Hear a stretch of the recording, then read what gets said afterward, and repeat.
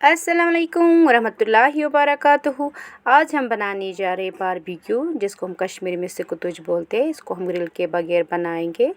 तो चलिए स्टार्ट करते हैं। सबसे पहले यहाँ पे मैंने लिया है लीन मीट। मैंने यहाँ पे इसको क्यूब्स में कट कर लिया अच्छे से। इसके बाद हम इसमें कुछ मसाले ऐड करेंगे। इसके बाद मैंने इसमें डाली है पहले हल्दी का 1 चम्मच, मिर्ची का 1 चम्मच, गरम मसाला आधा चम्मच। अब मैंने इसमें डाला है मीट मसाला 1 चम्मच। उसके बाद मैंने इसमें डाला है नमक अकॉर्डिंग टू टेस्ट। अब हम इसमें डालेंगे दही।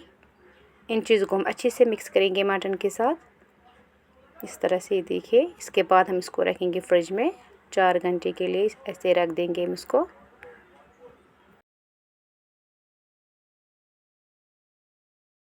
देखिए, अच्छे से मिल गया है। 4 घंटे के बाद मैंने इसको फ्रिज से निकाला। ये देखिए, अच्छे से मैरिनेट हो गया है। अब हम इनको स्टिक्स में इस तरह से भर देंगे। ये देखिए, जितने इसमें एडजस्ट हो जाएंगे उतने पीसेस हम इसमें डाल देंगे। हम यहाँ पे ग्रिल का यूज़ नहीं करेंगे, हम यहाँ पे इंडक्शन पे इसको सेक लेंगे। यहाँ पे मैंने 3 स्टिक्स का इस्तेमाल किया है, तो मैं अब इसमें भर दूँगी ये पीसेस इस तरह से। जितने इसमें एडजस्ट हो जाएंगे उतने हम इसको भर देंगे इस तरह से। इसके बाद में हम इनको ग्रिल पे नहीं सेकेंगे, हम इसको इंडक्शन पे सेक लेंगे इस तरह से।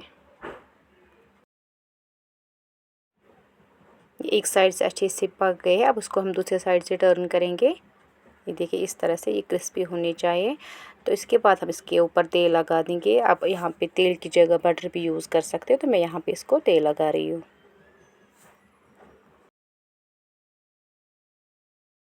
ये बहुत ही मज़ेदार बन जाती है, क्रिस्पी बन जाते हैं।